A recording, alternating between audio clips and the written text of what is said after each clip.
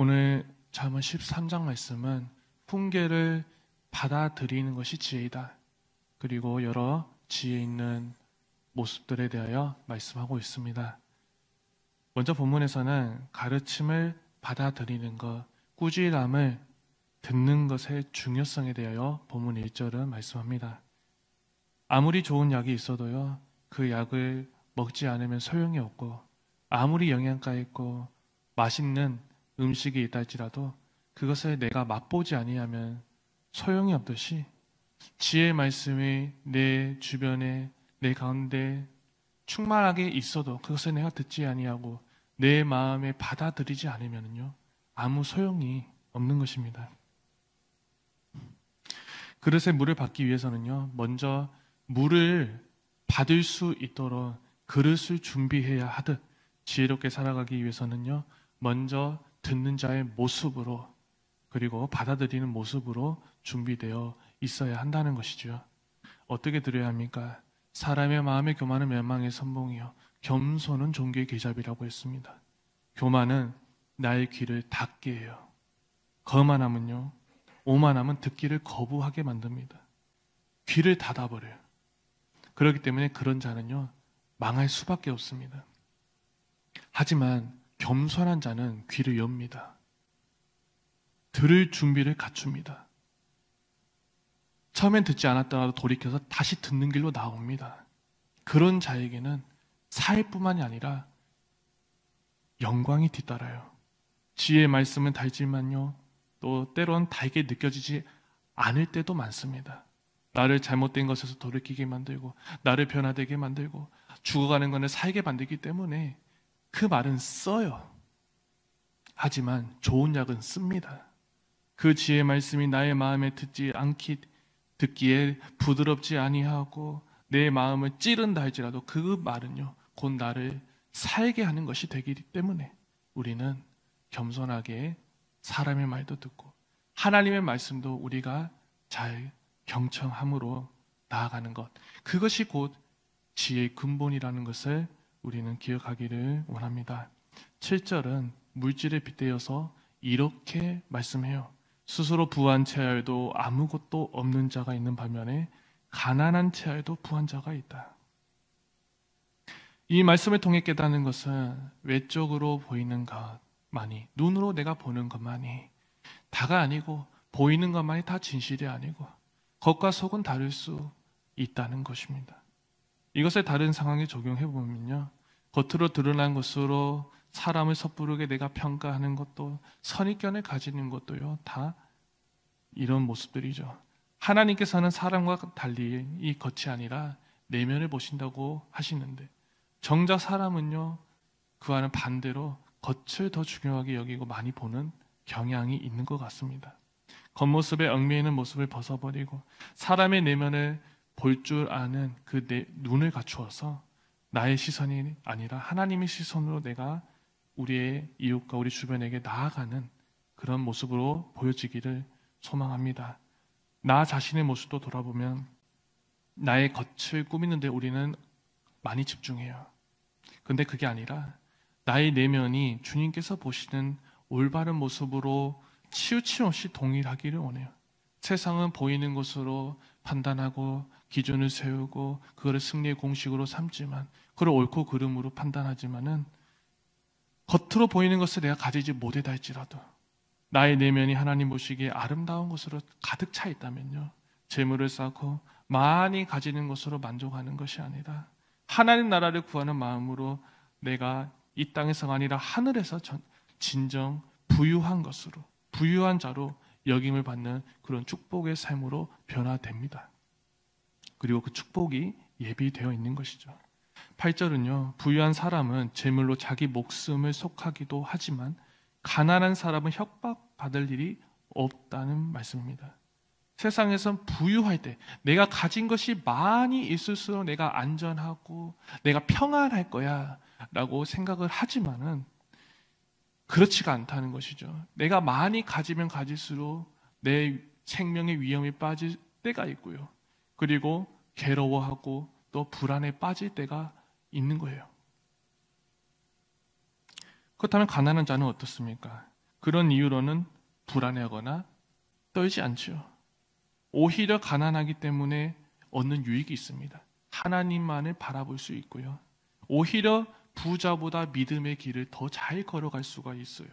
중요한 건 물질에 있고 없고 뭐 그런 것들에 얽매이는 것이 아니고, 물질의 드러남에 내가 치우치는 게 아니라 내 가진 것을 내가 어떻게 써나가냐, 하나님의 기쁨이 되는 길이 되는지 아닌지에 대하여서 그러한 고민이 우리에게 있느냐 없느냐가 더 중요한 것임을 깨닫습니다.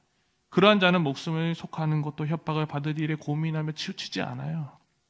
먼저는 하나님의 기쁨으로 살아가는 것이 그 목적으로 충만해 있기 때문에 하나님께서 주시는 생명을 누리는 삶으로 살아가요. 그렇기 때문에 우리의 삶의 중심이요, 나를 향해 있는 것에서 벗어나야 되는 것이고 하나님을 향한 그 중심으로 옮겨가야 하는 것입니다. 물질만이 아니라 모든 삶의 방향이 그렇다는 것이죠. 10절은 계속해서 충고를 받아들이는 것의 중요성입니다. 그것이 지혜로운 것임을 말씀해요.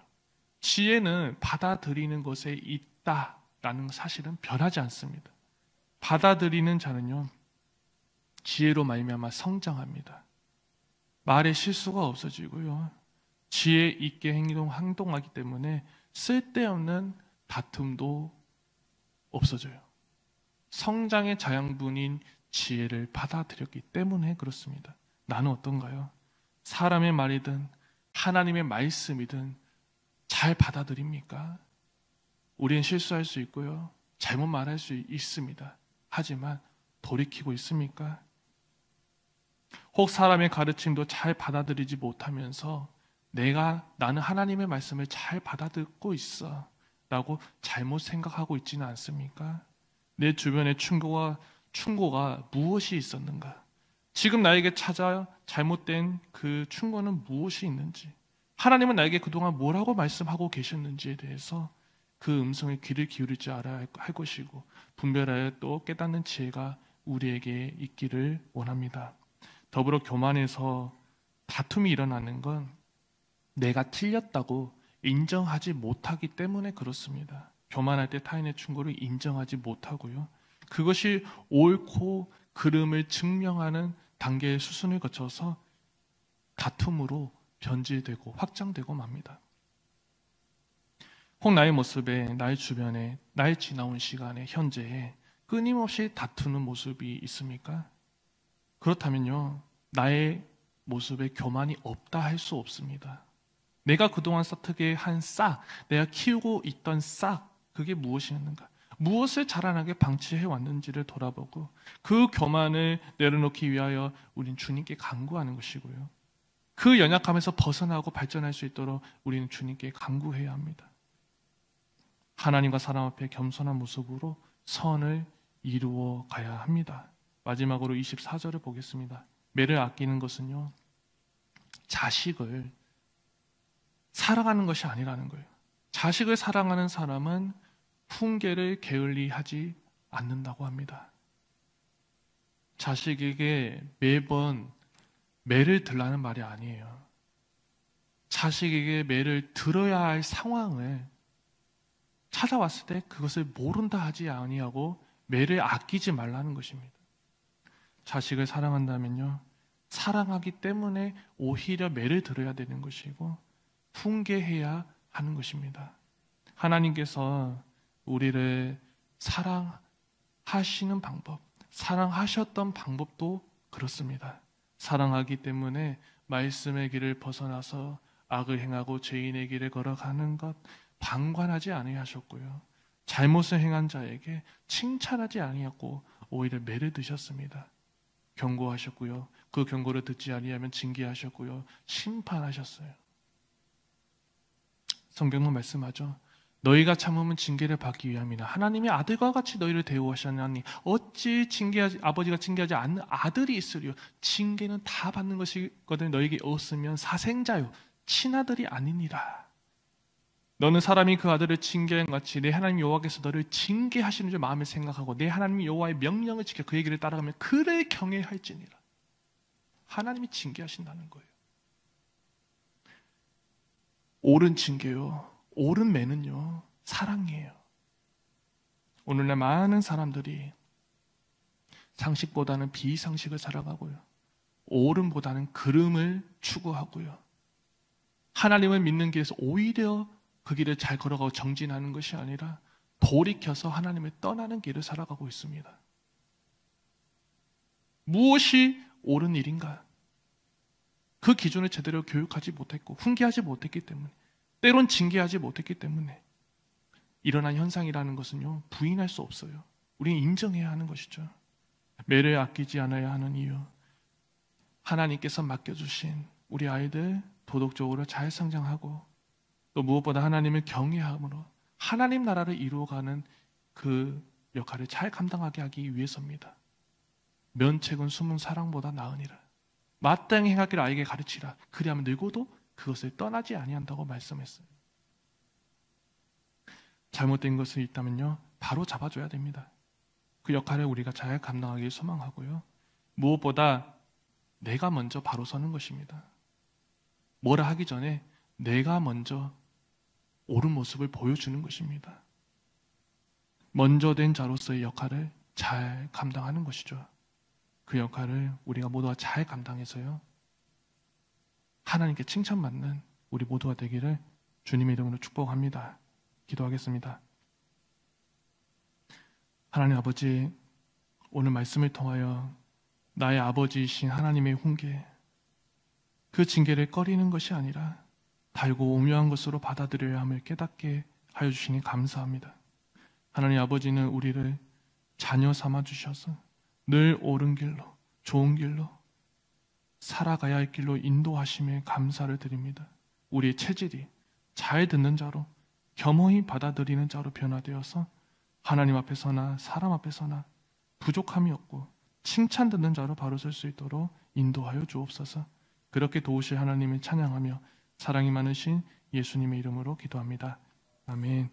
하늘에 계신 우리 아버지, 아버지의 이름을 거룩하게 하시며 아버지의 나라가 오게 하시며 아버지의 뜻이 하늘에서와 같이 땅에서도 이루어지게 하소서.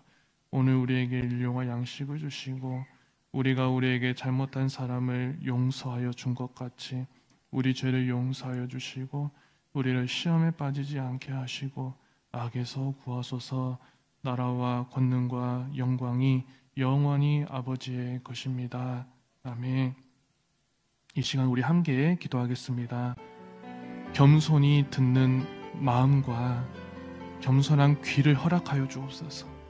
나에게 주신 훈계의 말씀을 들을 때 잘 듣고 깨닫는 지혜를 주시고 내 삶에 적용하여서 하나님께서 원하시는 모습으로 나아가는 우리 모두가 되게 하소서.